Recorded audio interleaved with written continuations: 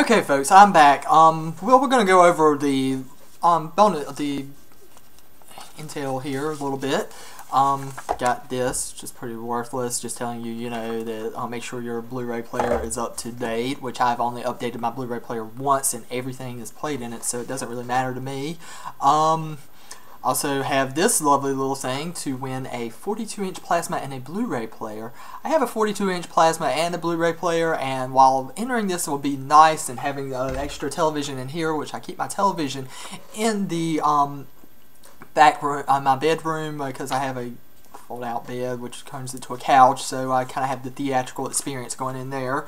But it would be nice to have an extra one, but seeing as how I'm probably moving in August, probably be moving into a house that's already been with, has 2 people living there, and don't really have a lot of space to really bulk up on a lot more extra things, so I'm going to be moving into a lot smaller space. I don't think that's going to be the best ideas.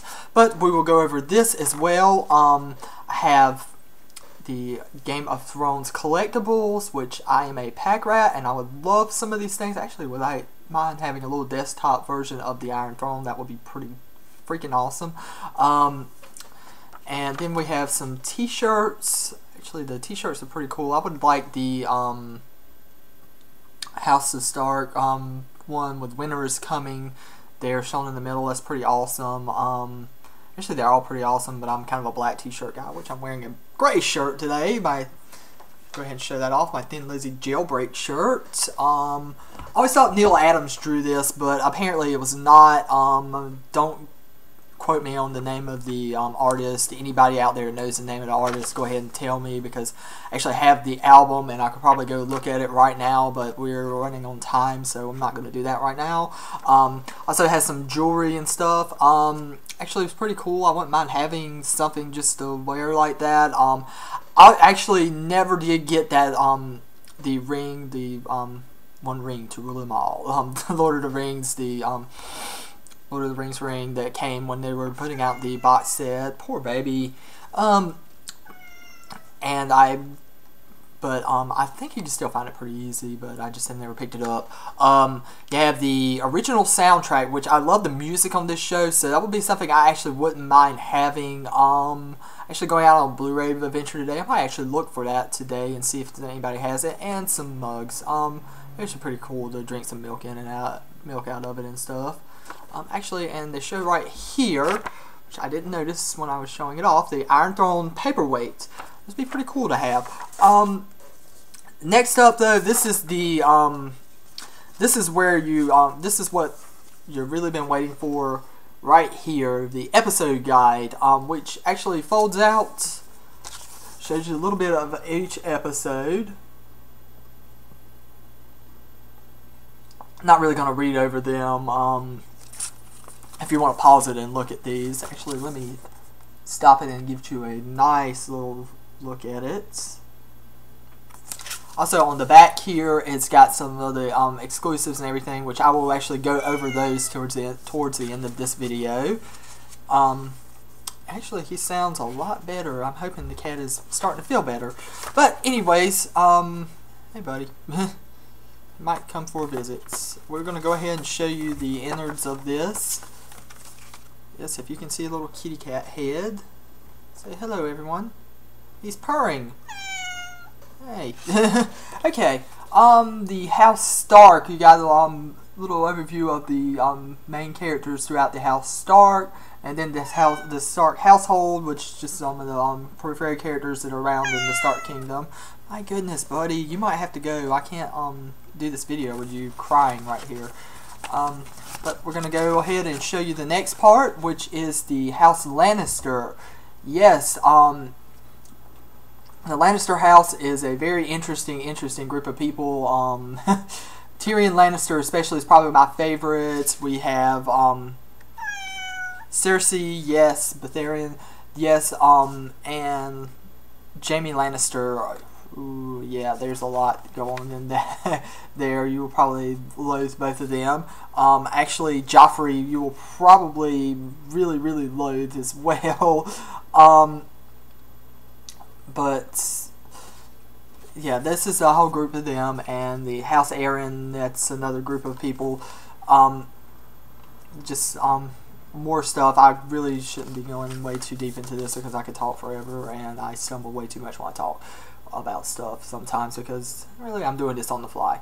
And the House Targaryen, got a few here, Daenerys and gosh, how do you pronounce that? Viserys, yes, Viserys, and then you have Khal Drogo. That's just Jason Momoa, who's ended up playing playing Conan in the new Conan movie, which I have not seen, and I'm not quite sure if I'm going to see it or not. I've heard mixed things about it, and I'm not a huge fan of remakes, to be completely honest with you. But we also have the Targaryen household and allies, which Sir Joram, however you pronounce that, I'm terrible at pronouncing things. This is great reason to live in the South. You can never pronounce shit that's not from the South. But yeah, this is a great this guy is pretty much a good catalyst for a lot of things to go on for the first season. Actually, let me get my finger on him. That's who it is. He will he kind of sets up some things that really helps with Daenerys really kind of coming into her own and everything. But that's the book. There is one other thing I think I should show you because this is pretty awesome as well. This is a map of the kingdoms, and I won't go over way too much or show way too much of that because it's just way too much to show, and I'm not really going to try to break this down too much further anyways. But this is it. There's basically where the ice wall is at, and you the Ice Kingdom. You'll see a lot about that. And someone's texting me. Anyways, we're gonna put that back up, and my next thing is I'm gonna show just a little bit more about this. While I'm doing this, I'll try to keep everyone interested. Just kind of slide that back in there, and there we go. Alright, we're gonna slide this back in here. Once again, I was dumb. I did not realize he was there. Once again, great actor. And we're going to throw this in here. Put this back in the slipcase. And then we're going to show off what's the contents of the disc. Which, once again, people complain way too much about this, especially since it's easily removable. I try to keep all these. I actually try to keep them together with everything. Sometimes that doesn't work out to my best ability, but anyways, we're going to talk a little bit about what's on the back of it. Actually, go ahead and read all this off. Yes, this is wonderful. This is the description here. It's based on the best-selling fantasy book series A Song of Fire, Ice and Fire by George R.R. Martin. This sprawling new HBO drama set in a world where summers span decades and winters last a lifetime. From the scheming south and the savage eastern lands to the frozen north, an ancient wall that protects the realm from the mysterious darkness beyond. The powerful families of the Seven Kingdoms are locked in a battle for the Iron Throne. This is a story of duplicity and treachery, nobility and honor, conquest and triumph. In the Game of Thrones, you either win or you die. Pretty good explanation. There's a lot more to this series than even just that, which is great. I mean, there's just honestly, this show just has so much great character development. All these characters feel like they have a great history from the start, and you just feel them grow and manipulate and just all sorts of things. It's just great. But I'll go over some of the special features here as well. I'll go over this the second part first because this is what's on DVD and Blu-ray, so I'll go ahead and give that out for people that might not have a Blu-ray player, so just go ahead and show that, give that out first. The Making of Game of Thrones, an exclusive 30-minute feature including never-before-seen footage from the set and interviews from the cast and crew. I'm not sure if this is on the Game of Thrones YouTube page. I've seen a quite extensive making of featurette from there, and might actually be something different, but it might be the same. I can't vouch for sure. I was up till 3 in the morning, stick cam with Sean, Zarin Isaac McLean, and several other great people. You should check it out. Once again, more text messages. I will answer you when I'm done with this video. From the book to the screen, executive producers David Benioff and D.B. Weiss and author George R.R. Martin talk about the challenges of bringing Martin's epic fantasy to life on HBO.